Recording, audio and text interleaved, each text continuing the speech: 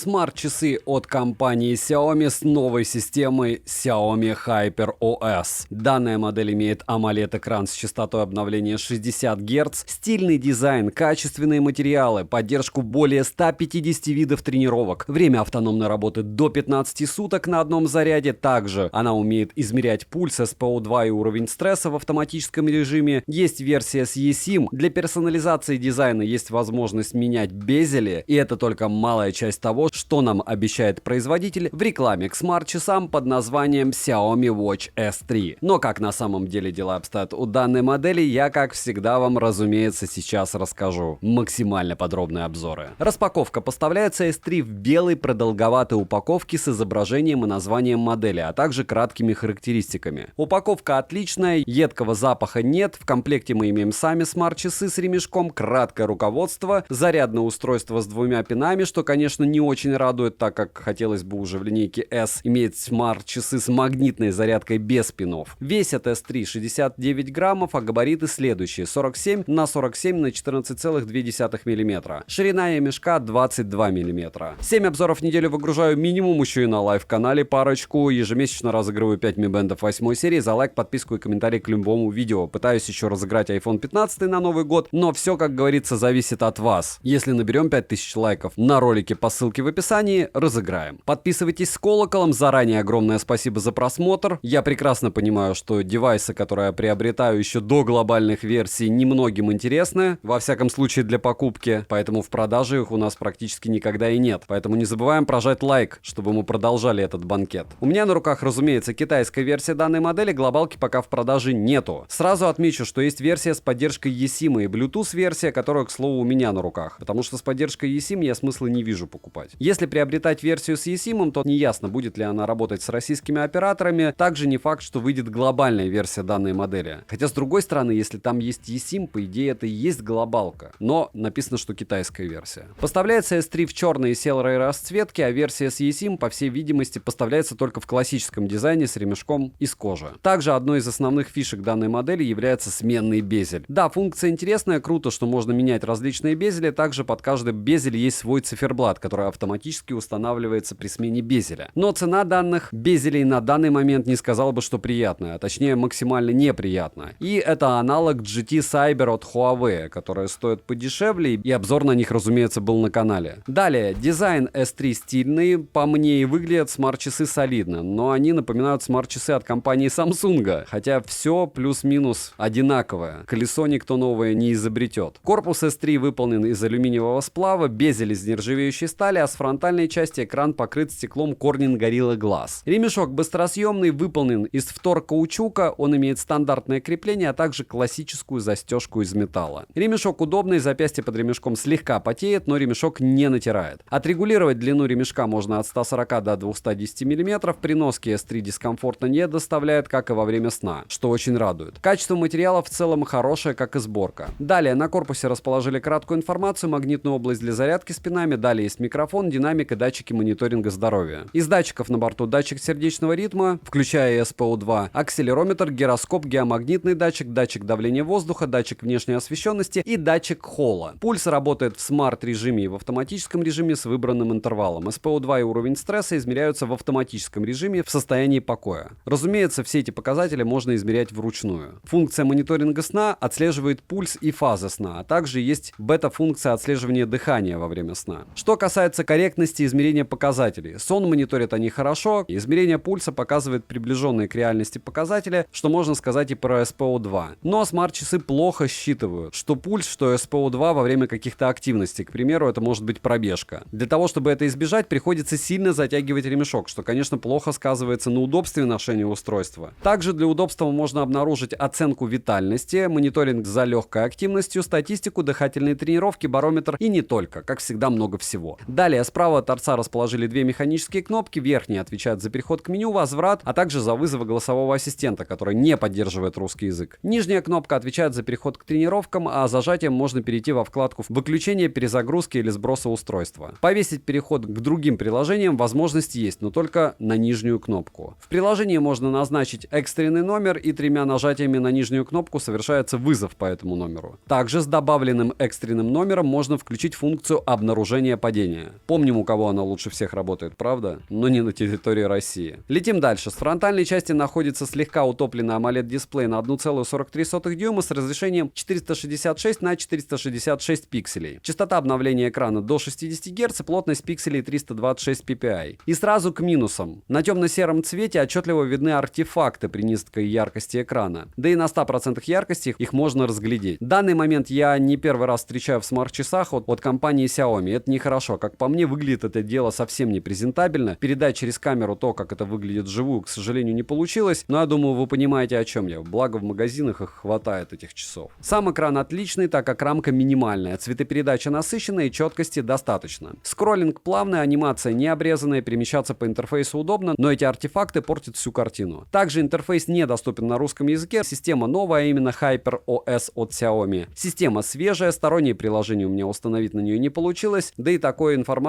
я пока не встречал, что можно будет установить. По моему мнению, что будет в будущем, сейчас сложно судить. Яркость до 600 нит, при прямом попадании света на экран яркости более чем достаточно, яркость регулируется ползунком, автояркость на борту и работает она корректно. Время до отключения экрана максимум 5 минут, Always on Display также присутствует, работает он по расписанию или в смарт-режиме. Стиль AODA зависит от циферблата, но также есть 5 предустановленных стилей, которые можно слегка персонализировать. Накрытие ладонью для выключения экрана на борту, как и двойной тап для пробуждения. Активация экрана при поднятии запястья срабатывает стабильно, хорошо и довольно быстро. На смарт-часы можно установить пароль, настроить жесты для удобства использования смарт-часов. Также есть режим «Не беспокойте», спящий режим. По свайпам с главного экрана сверху вниз уведомления, а снизу вверх панель быстрого доступа. Отмечу, что в панели быстрого доступа нет регулировки яркости, что неудобно. Но есть продувка динамика, переход к настройкам, фонарик и не только. Слева направо и наоборот виджеты, которые разбиты по ячейкам. Настроить порядок виджетов возможность есть, как и настроить ячейки и сортировать приложения в меню. Для меню, к слову, есть два стиля отображения. В меню можно обнаружить тренировки, которых более чем достаточно, автоматическое определение активности также на борту. Также есть отслеживание плавания, интервальные тренировки, различные настройки для тренировок, шаблоны для бега и статистика после тренировок. GPS-навигация отрабатывает не лучшим образом. За одну тренировку пару раз местоположение определялось неверно. Загружать маршруты на часы нельзя. Во время тренировки есть возможность пользоваться музыкальным плеером, но свернуть тренировку без ее остановки возможности нет. Далее в меню есть приложение для управления устройствами, подключенными к приложению Mi Home, погода с подробным прогнозом, календарь, события, контакты, которые можно добавить через приложение, недавние вызовы, набор номера, диктофон, что удобно, Bluetooth-кнопка для съемки даже в стоковом приложении, камера на смартфоне, будильник, который можно завести прямо со смарт-часов, мировое время, компас, поиск смартфона, таймер и секундомер. Но в фоновом режиме работает только таймер. Опять же, возвращаясь к урезанной мультизадачности. Для регулировки громкости или переключения треков, воспроизведенных на смартфоне, в меню есть музыкальный плеер. Загружать музыку на смарт-часы возможность есть, что удобно. Внутренней памяти на борту 2 гигабайта. Bluetooth используется в версии 5.2, подключить нагрудный датчик нельзя, но можно подключить Bluetooth наушники к смарт-часам и Bluetooth колонку. Также в приложении есть некоторые китайские приложения, NFC-модули в наличии, но не для оплаты банковскими картами, а в настройках помимо перечисленного можно еще включить режим энергосбережения, настроить звук и вибрацию. Вибромотор тактильно приятный и не слабенький, динамик громкий, плюс качество звука хорошее. Разговаривать через смарт-часы возможность есть, так как поддерживается функция Bluetooth вызова. Быстрых ответов для уведомлений нет, а для вызовов есть, и их можно добавить в приложение. Уведомления приходят моментально, но отвечать на них нельзя. Иконки приложения отображаются, а смайлики отображаются неполноценно. Летим дальше. Емкость аккумулятора 486 мАч,